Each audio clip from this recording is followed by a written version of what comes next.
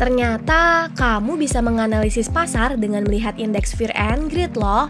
Selain itu, kita juga mau bahas soal FUD yang katanya bisa mempengaruhi market kripto. Menarik banget ya, langsung aja yuk kita bahas.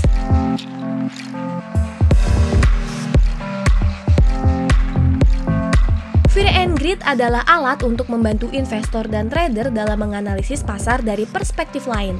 Untuk mengidentifikasi sejauh mana pasar akan mengarah, apakah menjadi terlalu fear atau terlalu greed. Pada dasarnya, saat pasar terlalu fear, ini menunjukkan bahwa Bitcoin sedang murah atau undervalue saat itu. Hal ini bisa jadi peluang pembelian Bitcoin yang bagus.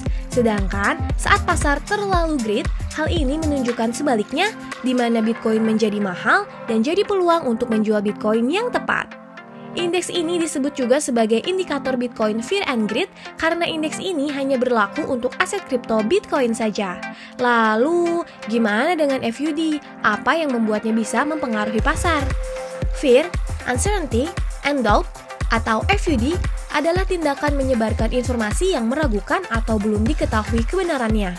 Tindakan FUD bisa menyerang bisnis, startup, proyek kripto, dan hal lainnya.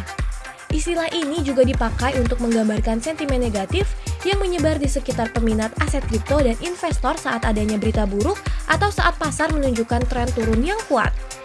Istilah FUD berasal dari tahun 1975 yang berkaitan dengan strategi pemasaran jahat dengan menyebarkan informasi negatif tentang perusahaan pesaing.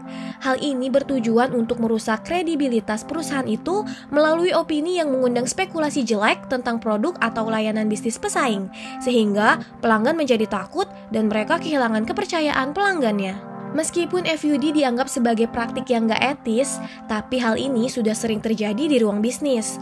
Banyak perusahaan yang melakukan FUD sebagai cara untuk mempertahankan pelanggan mereka dan agar mendapat lebih banyak pangsa pasar. Tindakan FUD paling terkenal adalah ketika Jan Amdahl meninggalkan IBM untuk mendirikan perusahaannya sendiri. Hal itu membuat dirinya menjadi target FUD.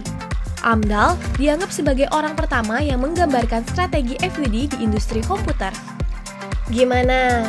Kamu udah paham belum nih soal Fear and Greed dan juga FUD? Sebenarnya dalam dunia kripto, kamu nggak perlu cemas soal ini, asal kamu punya pengetahuan yang cukup.